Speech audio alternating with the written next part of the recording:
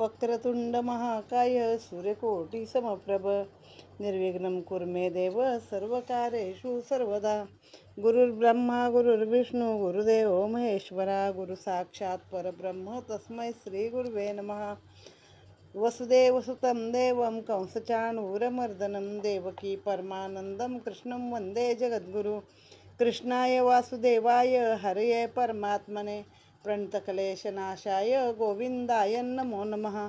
मुखं करोति वाचालं पंगुलं लंघयते गिरि यत्कृपातमहं वन्दे परमानन्दमाधवम्।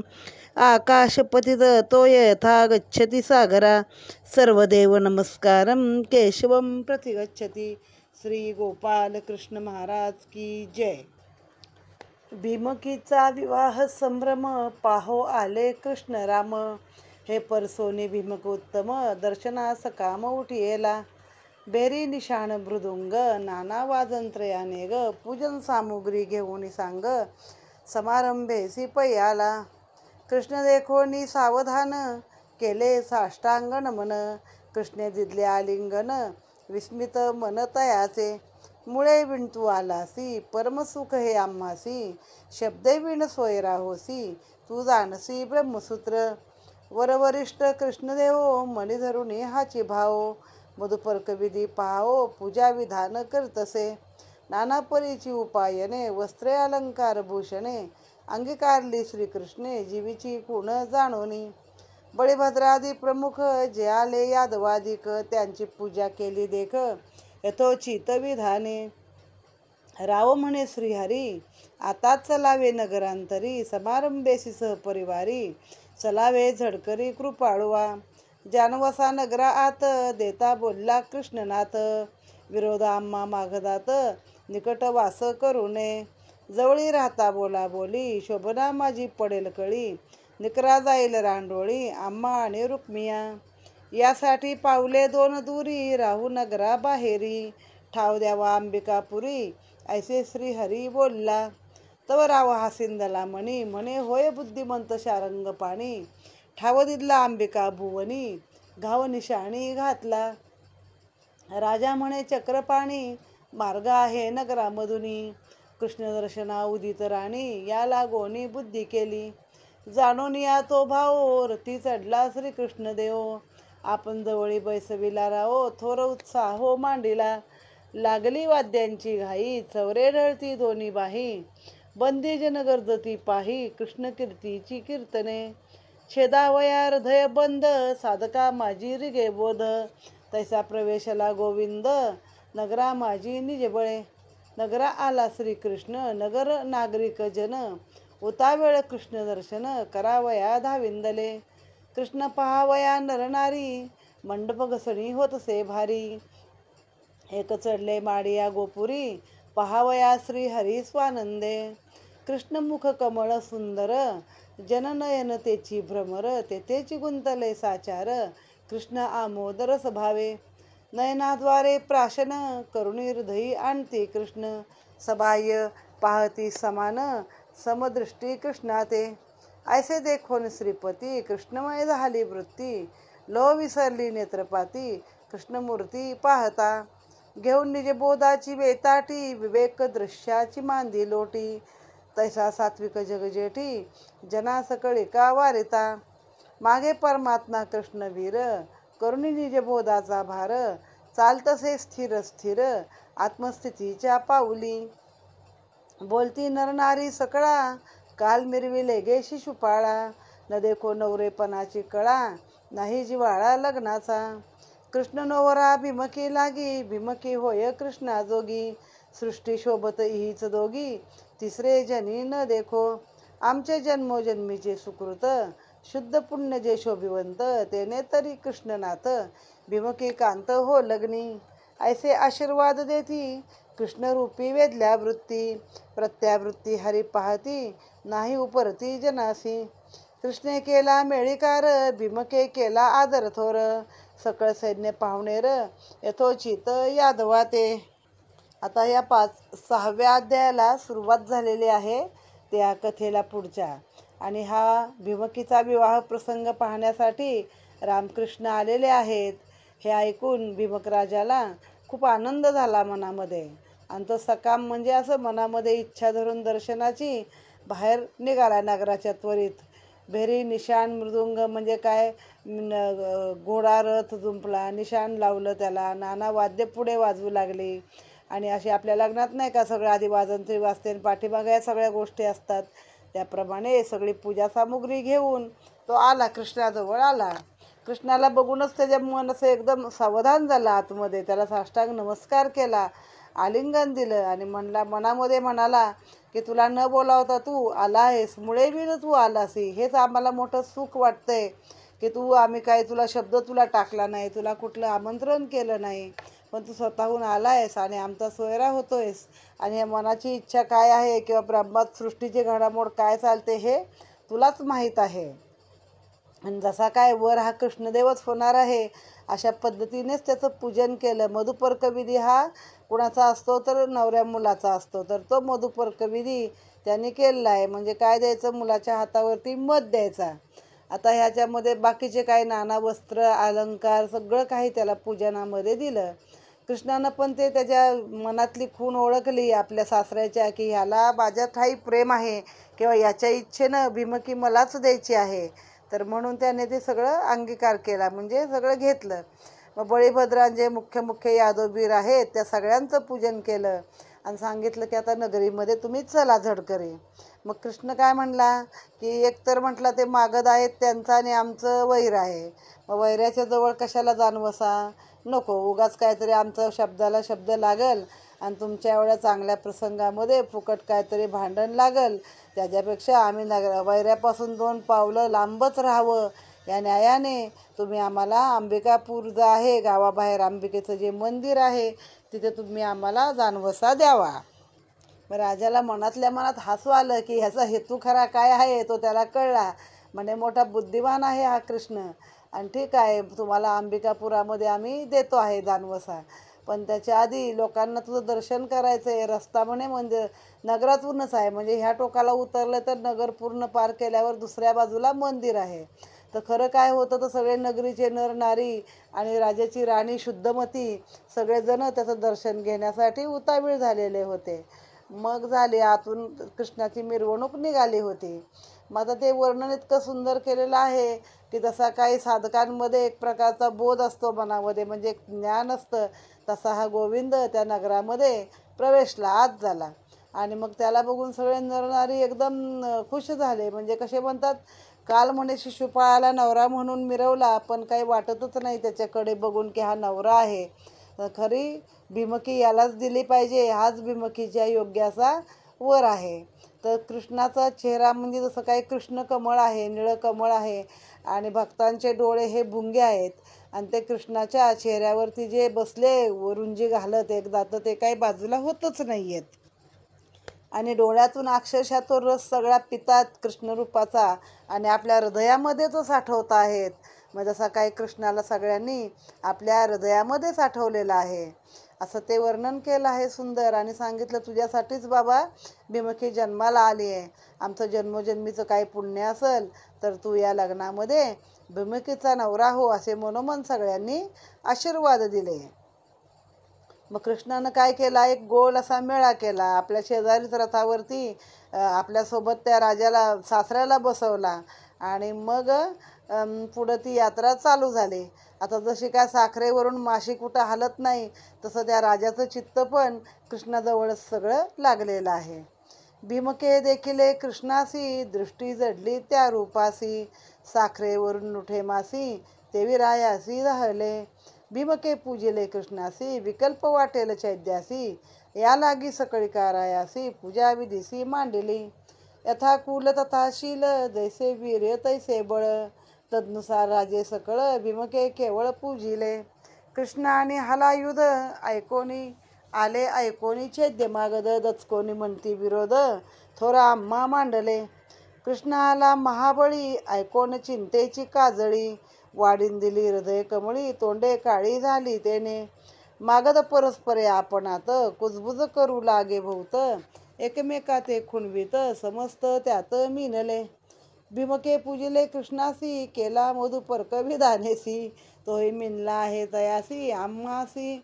आहाच आम्हासी स्वैरिक, लग्न लागली या पाठी, कायसी यादवाची गोष्टी, कार्य करू दाटोदाटी, आम्ही जग जेठी असता, रुक्मी आहे आम्हाकडे, भीमके सात्विक ते बापुडे, म्हातारपणी झाले वेडे, त्याचे त्या पुढे काय चाले, वेगी विस्तार आपाफळ, सन्नत झाले वीर सकळ, तुर्ये लागले प्रबळ, घाव निशाणे घातला, शुद्धमती म्हणे रायासी, तुम्ही विसरले ती कुळ धर्मासी, कन्या न्यावी अंबिकेसी, गौरी हरासी पूजावया, तवर आयाचा ज्येष्ठ कुमार, ऐकोने कोपा चढला थोर, मिथ्या बायकांचा विचार, केविसा चार मानता. आता या भीमक राजाने श्रीकृष्णाची पूजा केली आहे, तर हे बाकीच्या राजांना कसं वाईट वाटेल, म्हणून त्याने काय केलं, सगळ्यांचीच पूजा केली. जसं ज्यांचं कुळ आहे, शील आहे, त्यांचं वैभव आहे, बळ आहे, सैन्य आहे, त्या त्या मानानुसार प्रत्येकाची पूजा केली. आता कृष्ण आणि बळीराम आला हे बघूनच चैद्य मागत कसे झाले, दचकून गेले मनामध्ये. हे आले बाबा आपल्याला आता इथं विरोध करायला, असं एकमेकात कुजबुजायला लागले. आणि जसं काय त्यांच्या मनामध्ये एवढी काळजी वाढली की ह्यांची तोंड काळी झाली त्या काळजीनं सगळी, की आता कसं काय होणार, आणि आता हा रुक्मिणीला पळवून नेणार, असं त्यांना पण मनात ते माहीत होतं. मग म्हणे ह्यानं भीमकानं म्हणे कृष्णाची पूजा पण केली, त्याच्याशी मधुपर्कविधी पण केला, हा पण आत्म म्हणे त्याला मिळालेला आहे. दुसरे म्हणे जाऊ दे ना, रुक्मिणी आपल्या बाजूने आहे ना, तो तर असा तगडा आहे, आता बाप तर म्हातारा आहे, हा सात्विक बिचारा म्हातारा बापुडा, हा बाप काय करणार, आपण आता काय करूया, उठाउठी म्हणजे घाईघाईत पहिलं लग्न लावून घेऊया, एकदा लग्न लागलं की यादव काय करणार. मग यांनी घाई झाली, सगळ्यांची वाद्य वाजू लागली, आणखी निशाणं घाव घातला, निशाणी प्रत्येक वेळी हा शब्द आहे, मग त्या त्या राजाचं ते निशाण वरती चढवलं. तेवढ्यामध्ये शुद्धमती म्हणाली ह्याला भीमक राजाला की तुम्ही कुळधर्म विसरला, आपल्यामध्ये लग्नाआधी मुलीला अंबा देवालयामध्ये न्यायचं, तिथे गौरी हाराचं पूजन करायचं. आता राजाचा मोठा मुलगा कोण, रुक्मिया, तो कोपाला चढला आणि तो काय म्हणतो बघा, मिथ्या बायकांचा विचार कशाला मानायचा, बायकांच्या विचाराला काही आहे का, म्हणजे मूर्खता आहे म्हणे. आत्मबुद्धी हितार्थाय गुरुबुद्धी विशेषता, परबुद्धी विनाशाय स्त्री बुद्धी प्रलय व्हा. म्हणजे आपली बुद्धी आहे ते हित करते, आपली बुद्धी ते हितासी, गुरुबुद्धी त्याहुनी विशेषी, परबुद्धी विनाशाशी, मूळ प्रलयासी स्त्री बुद्धी. अंबालई यादववीर उतरले असतीय कर्माकार, हिरण्यतील सुंदर लाज थोर होईल.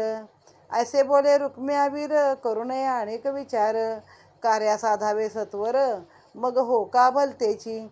राजा म्हणे रे कटकटा, व्यर्थ आलास माझ्या पोटा, नवेसी वीरवृत्ती लाठा, अतिकरंटा न पुसक. आजी कळली तुझी बुद्धी, वाटीव नुसती हांडी या सांदी, हागीर बॅड तू त्रिशुद्धी, गाडा बुद्धी नवेसी. वर मी खोचला रुक्मिया, कन्या नेईन अंबालया, ख्याती लावीन यादवतया, मज कोपलिया कोण साहे. होते ऐसे माझे पोटी, लग्न लागली या पाठी, दोघे वधूवरे गोमटी, न्यावी भेटी जगदंबे. ऐसा नवेची कुळधर्म, लग्नापूर्वी लहान नेम, सिद्धी पावीन सुगम, पराक्रम पाहे माझा. ऐसे सांगोनी रायासी, वेगे आला चैद्यांपासी, बुध सांगत असे तयासी, विघ्न लग्नासी ओढविले. कृष्णाकडे आमचा पिता, जीवे भावे तिकडेच माता, कार्याकारण प्रपंचता, मिथ्या दावती आम्हाकडे. ऐका आमच्या कुलधर्मासी, नवरी न्यावी अंबिकेसी, सन्नद होऊन दळ भारेसी, आले तुम्हासी पाहिजे. एरीकडे चौघे बंधू, घेऊन निघाले जीवधू, कर्णी दळभार सन्निधू, महावीर उदित. मी तरी परवडी आडावाची, शस्त्रे उघडी हाती त्यांची, मागे परवडी धनुर्धराची, शिते धनुष्यासी वाहिली. तया माझी वीर गोडी, रथ जोडी येले जोडी, वर वैसले परवडी, शस्त्रे उघडी झळकती. तया मागे कुंजर थाट, गळा साखळी या एकवट, खिळले चालती गजघंट, दुर्ग अचाट सैन्याचे.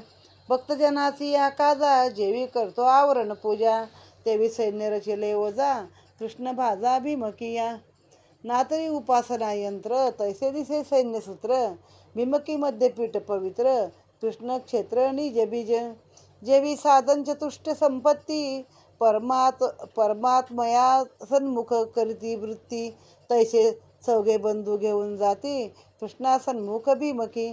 नातरी जैसे चारी वेद उपनिषदे करती बोध वृत्ती स्वये देखे निजपद तैसे बंधू भीमकीसी नातरी चारी पुरुषार्थ जैसे भक्तापासी येती आपैसे चारे बंधू जाण तैसे भीमकी सरसे चालती. मग काय झालं, हा म्हणला बायकांची बुद्धी काय ऐकायची, आपली बुद्धी हिताची असते. गुरूंची बुद्धी ही पण विशेष असते, कारण ते आपलं हित पाहत असतात. दुसऱ्याच्या बुद्धीनं चाललं तर विनाश होतो आणि बायकांच्या बुद्धीनं तर प्रलय होतो. तर कशाला आधी लग्न लागल्यावर नेऊया. अंबालयामध्ये ते यादववीर सगळे उतरले आहेत आणि ते घेऊन जातील नवरीला आणि आपल्याला लाज येईल त्यामुळं, असं बोलल्याबरोबर भीमक चिडला. भीमक म्हणला, अरे फुकट माझ्या पोटाला आलास म्हणे तू, तुझ्यामध्ये कसलं शूरत्व नाही म्हणे, नपुसक आहेस, करंटा, हगीर आहेस, भ्याड आहेस, असं काय काय त्याला बोलला. नुसत्या हाडाचे सांधे वाढलेत म्हणला, नुसता हंडिया सांधी, तुझी काय नुसती बुद्धी कसली ती, तू भित्र आहेस. मग तो बाण बोलला, बाप बोलला, ते वर्मी लागला ते बाण आणि म्हणे मी कन्या नेऊनच जाईन अंबालयामध्ये, माझी ख्याती दाखवीन, मी किती शूर आहे तो. माझ्या मनी असा विचार होता की लग्न लागल्यावरती दोघाही नवरा बायकोला वाजत गाजत अंबिकेला न्यावं. पण मग शुद्धमती म्हणली नाही, कुळधर्म असा नाहीच आहे. कुळधर्म असा आहे की लग्नाआधीच नवरीला तिकडे घेऊन जायचं आहे. मग म्हणे मी घेऊनच जाईन, आता तुम्ही माझी प्रतिज्ञाच ऐका. मग आला हळूच चैद्यांपासून त्यांना सांगायला लागला की या लग्नामध्ये विघ्न ओढवलं आहे. आमच्या वडिलांचा पण तिकडे कृष्णाकडे ओढा आहे आणि आमची आई पण तिकडंच आहे. उगाच आपलं वरवर दाखवायचं म्हणून ते आमच्या बाजूला दाखवत आहेत. आता नवरी अंबिकेला आधी लग्नाआधी घेऊन जायची असा आमचा कुळधर्म कुळाचार आहे. आता तुम्ही तुमचे दळभार सिद्ध करा आणि माझ्यासोबत या. मग रुक्मिणीचे चारी बंधू हातामध्ये उघडी शस्त्र म्हणजे नंग्या तलवारी म्हणतो तसे घेऊन चालले. मध्ये रुक्मिणी आहे आणि बाकीचे चैद्य मागत सगळे आपलं आपलं सैन्य घेऊन मधोमध तिला रुक्मिणीला असं काही रचना अशी केली की जसं ते एक रुक्मिणी हे मध्यपीठ आहे आणि आजूबाजून सगळं सैन्य तिच्या चाललेलं आहे. मग धनुष्यधारी चाललेत, मग घोड्यावरचे वीर चाललेले आहेत, मग हत्तीवरचं सैन्य चाललेलं आहे. जसं काही एखादा किल्ल्याची रचना केली आहे की मधोमध आहे रुक्मिणी आहे आणि आजूबाजून सगळ्या हा सैन्याचा किल्लाच तिच्याकडनं रचलेला आहे. तर जसं काही मनुष्याकडे चारी पुरुषार्थ स्वतःहून चालत येतात तसे चारी भाऊ कृष्णाकडे स्वतःहून रुक्मिणी घेऊन चाललेले आहेत असं काही वाटतं आहे. वैराग्य विवेकाचे निबळी तैसे रुक्मरथ रुक्ममाळी मागे पुढे जी सांभाळी परके जवळी येऊन दी स्वानंदाने अनुभवू जीवा वाहुनी आवडती भाऊ तैसे रुक्म केले रुक्म भाऊ दोघे भाऊ दोन्ही भागी ऐसे भीमकीच्या चौभागी चौघे बंधू रंगले रंगी भीमकी सवे चालते वेगी धन्य जे घेती रुक्मिणी वडील बंधू चौघाहुनी जो अति गर्वित अभिमानी तो सांडील असे तेजुनी साधूजनी जे विनिंदा कृष्णद्वेषिया तो खरा मिळणी मिनला सुरा म्हणून त्याजीला परबाहिरा नवे सोयरा निजाचा भोग तेजुनी वैरागी योग साधना निगे योगी तैसी माया माहेर सांडून वेगी चरण चाली निघाली लोकप्रतिष्ठा महंती बैसावे अश्वगजरती जेणे होय कृष्ण प्राप्ती भीमकी गती ते जाणे पारिखा पायी कृष्ण ठाके हे बोलणे समूळ लटके ऐसे जाणून निष्ठंके चरणी चामके वैदर्भी कृष्णाचरणी जडले मन या लागी वाचे पडले मौन दृढ लागले अनुसंधान सहज स्थिती चालणे आत्मसाक्षात्कार वृत्ती अनिवार अहिंसाधिक येती देवी भीमकी सवे समजती सखिया धावती स्वानंदे जे का निरपेक्ष मानसी सिद्धी तिष्ठती सेवेसी तैशा सखिया भीमकी पासी उपचारेसी चालती वडला माझी वडीलपणी निज शांतीची स्वामिनी वागवी तसे रुक्मिणी अग्रगण्य सकळिका बोधपुत्राच्या जननी ब्रह्मवेत्याच्या ब्राह्मणी अकामिकाच्या कामिनी सवे सुवासिनी चालती जैसा अनहताचा गजर तैसे तुरे वाजती अपार भावे कोंडले अंबर शब्दाकार न बझाले पहिले उठविले घंटानाद मागे किंकिणीचे शब्द मधुर शंखाचे अनुवाद विणा वेणू रुंझुंती नादे उठल्या झल्लरी मृदुंग ध्वनी त्या माझारी निशाणी दुमदुमल्या भेरी नादा भीतरी मन निवे कृष्ण कीर्तीची या कीर्तनी चौघी जणी गाती गाणी, त्यापुढे नाचती नाचणी चारी मुक्ती उदास. कृष्ण वर्णावया श्रेष्ठ चौघे गज जाती भाट, 18 मागध अति उद्धट वंशावळी वर्णती. कळा वाढविती शब्द साही जनाशी विवाद, युक्ती प्रयुक्तीचे बोध नाना छंद शब्दाचे. पातली अंबिकेचे रंगण केले करचरण क्षालन, रुक्मिणीचे सावध मन शुद्धाचमंतीने केले. श्रद्धा पूजेचे संभार शुद्ध समुनांचे पैहार, छिद्रत्नाचे अलंकार गिरजावर पूजेसी. देवालय आले हरिके अंबा पाहता कृष्णची देखे, येणे रूपे यदुनायके पाणी ग्रहण करावे. सावध होऊन पाहे चित्ता म्हणे हे आमची कुळदेवता, आपल्या रूपे दावी अनंता होईल आता भरता निश्चित. हरिके वसंडली पोटी मग बांधिली शकुन गाठी, अति उल्हासे गोरटी पूजा विधीसी मांडली. षोडशोपचारी पूजा करती झाली भीमकात मजा, विधी सांगती द्विज भाजा गोर्डध्वज प्राप्तीसी. वस्त्रे अलंकार भूषणे नाना उपचार बलिदाने दीपावली निरांजने सावधाने अर्पिली. कृष्ण धरून या मानसी भीमकी पूजी द्विजपत्न्यासी, जे जे बोलले विधीसी ते ते त्यासी दिदले असे. हे छोट्याशा वाक्यात पण नाथांचा अर्थ खूप आहे आणि असं अगदी सुंदर वर्णन त्यामध्ये आपलं असं मन तल्लीन होऊन जातं. आता हे भीमकीचे 4 भाऊ रुक्मरथ रुक्ममाळी हे मागे पुढे दोघं, आणि दुसरे कोण अजून स्वानंद आणि अनुभव हे 2 म्हणजे रुक्मकेली आणि रुक्मभाऊ. हे 4 भाऊ तिच्या 4 बाजूला चाललेले आहेत. आणि सगळ्यामध्ये असा वडील बंधू रुक्मी आहे, तो मात्र तिनं त्याजेला आहे, म्हणजे त्याला दूर केला आहे. कारण का तर तो कृष्णाचा दुस्वास करतो, कृष्णाचा द्वेष करतो. म्हणून हा जरी सोयरा असला तर ह्या आसुरांना मिळालेला आहे, तर हा नको मला जवळ भाऊ म्हणून तो लांब केला आहे. आणि हे 4 भाऊ सोबत चाललेले आहेत. आणि जशी ही 2 शब्देव तैसी माया माहेर सांडून वेगी चरण चाली निघाली. इथं माया म्हणजे पण रुक्मिणी आहे, माया आणि ब्रह्म. तो कृष्ण ब्रह्म आहे आणि ही माया आहे. आणि माया माहेरची माया सोडून पण ही कृष्णाकडे चाललेली आहे. आता लोकांचे प्रतिष्ठेनं कसं बसायचं, घोड्यावर बसा, अंबारीमध्ये हत्तीवर बसा, तशी कृष्णप्राप्ती होईल. पण तिची गती त्यांच्यापेक्षा पण भारी अशी, कारण सगळं मन कुठं लागलं आहे, कृष्णाकडं लागलेलं आहे. कृष्णाच्या चरणीच आपलं मन जडलेलं आहे, त्यामुळे ती पायी पायी चालतच निघालेली आहे. आणि आजूबाजूला तिच्यासोबत मैत्रिणी आहेत. त्या मैत्रिणी कोण तर त्यांना आत्मसाक्षात्कार झालेली वृत्ती आहे की अशा त्या मैत्रिणी सगळ्या सोबत तिच्या चाललेल्या आहेत. मग आता वडला माझी वडीलपणी निजशांतीची स्वामिनी कोण आहे, ही तर ही रुक्मिणी चाललेली आहे. आणि आजूबाजूला ह्या बोधपुत्राच्या जन्नी काही ब्राह्मण स्त्रिया आहेत, ह्या सगळ्या सोबत तिच्या सुवासिनी तिला आंब्याच्या देवळामध्ये घेऊन गेल्या. मग पहिले घंटा वाजल्या, मग विणा वाजल्या, शंख वाजले, वेणू रुणझुण करतायत आणि सगळ्या निशाण दुमदुमल्या. म्हणजे एक लग्नाचं जसं आनंदाचं असं हे असतं, काय गाणं असतं, वाजवणं असतं, तसं ते सगळं चालू आहे. आणि कृष्णाचं कीर्तन गात गात ह्या 4 जणी पुढे चाललेल्या आहेत.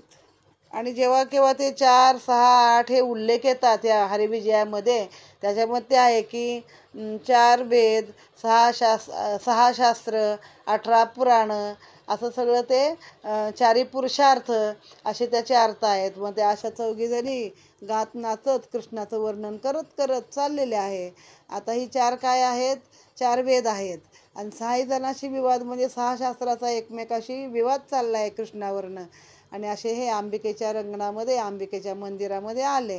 मग आता ती अशी भराभरा चालू लागली, कृष्णाच्या अंबिकेच्या जवळ गेली, आचमन केलं, श्रद्धेने पूजन केलं, तर तिला अंबा मातेच्या जागी कृष्ण दिसायला लागला.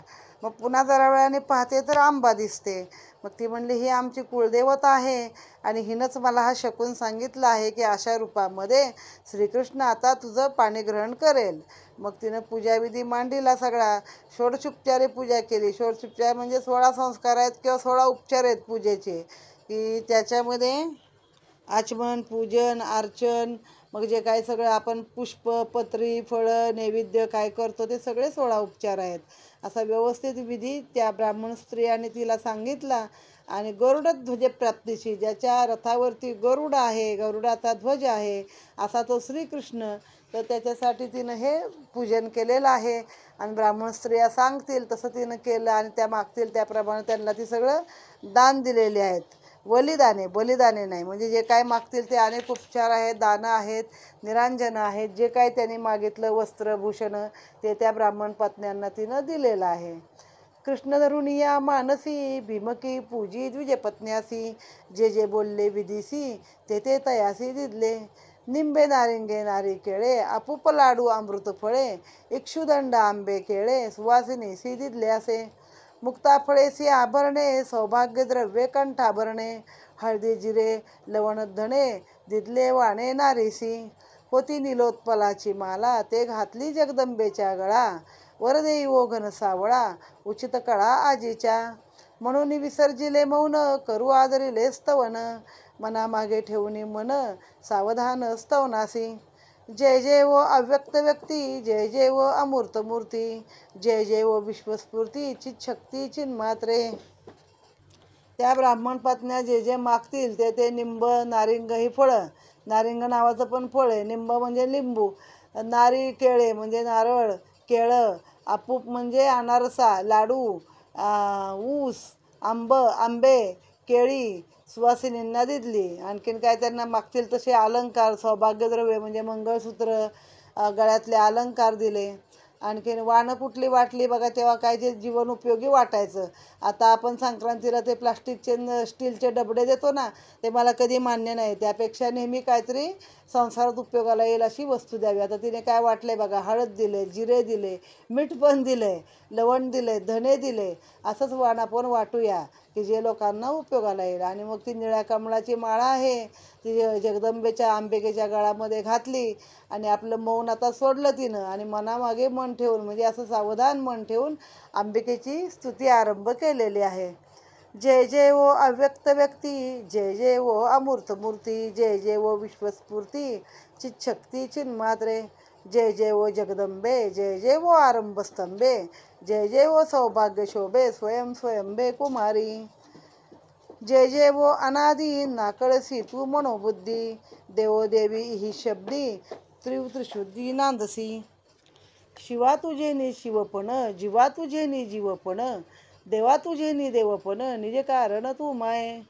तुझे नि शब्दाधिका शोभा, तुझे नि नभत्व आले नभा, तुझी मूळ प्रारंभा विश्वकदंबा जीवंतू. तुझी उघडल्या दृष्टी नांदो लागे सकळ सृष्टी, तू उपेक्षिली या पाठी देवाई नुठी देवपण. ओम पुण्याह सुमूर्ती लग्न लावणे तुझे हाती, मजनोवरा श्रीपती समूळ करती तू माये. ऐसा स्तुतिवाद करता कंठीची माळ आली हाता, याची माळे श्रीकृष्ण नाता वरीना आता निर्धारे. महाप्रसाद सर्वथा म्हणून चरणी ठेविला माथा, आशीर्वाद देती समस्ता पतिव्रता द्विजस्त्रिया. येणे उल्हासे सुंदरा वरून गे श्रीकृष्णवरा, स्वानुभवाचा सेवक खरा त्याते करी धरुणी. भीमकी सौंदर्य अमुप जिचे नि जगांना वरूप, तिचे लावण्याचे दीप मुख्य स्वरूप केवी वर्णू. जियेचे सृजून शके चतुरानन, कृष्ण प्रभावे स्वरूप पूर्ण तिच्या स्वरूपाचे वर्णन, एका जनार्दन वर्णितसे. इति श्रीमद्भागवते महापुराणे दशमस्कंदे हरिवंश संहिता संमत्ते रुक्मिणी स्वयंवरे अंबिका पूजन नाम षष्ठ प्रसंग षष्ठाध्याय गोडहा. श्री गोपाल कृष्णार्पणमस्तु. माता ही आंबेची स्तुती आहे सगळी की तूच विश्वाची जननी आहे, तूच विश्वाची शक्ती आहेस, तूच विश्वाची स्फूर्ती आहेस. तशी जगदंबे मला श्रीकृष्ण नवरा मिळू दे, माझं सौभाग्य श्रीकृष्णाच्या रूपाने मला प्राप्त होऊ दे. तो देवांना तुझ्यामुळंच देवपण आहे, शिवाला तुझ्यामुळं शिवपण आहे, जीव तुझ्यामुळेच जीवपण आहे, असं तिनं सगळी म्हणजे सगळ्या ब्रह्मांडाची तू माया आहेस असं तिचं वर्णन केलंय.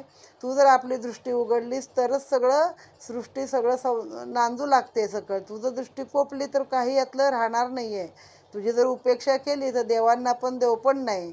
तर या सुमुहूर्तावरती माझं लग्न त्या कृष्णाशी लावणं हे तुझ्याच हाती आहे. तूच त्याची समूळ करती आहेस असं म्हणून कंठातली ती जी माळ हातात आली, मग तिनं ती दिली की ही माळ घे आता आणि ह्याच माळ्यानं तू कृष्णाला वर. मग ह्याच माळ्यानं मी श्रीकृष्णाला वरेन म्हणून तिने ती माळ हातामध्ये घेतली आणि महाप्रसाद म्हणून देवीच्या पायावरती आपलं मस्तक ठेवलं आणि त्या द्विजस्त्रियाने सगळ्या आशीर्वाद दिला तिला आणि ती आनंदाने आता कृष्णाला वरण्यासाठी त्याच्या गळ्यामध्ये ती माळ घालण्यासाठी अंबिकेच्या मंदिरातून रुक्मिणी आता बाहेर पडलेली आहे. अशा रीतीने इथे हा 6वा प्रसंग संपवलेला आहे. श्री गोपाल कृष्णार्पण नमस्तू.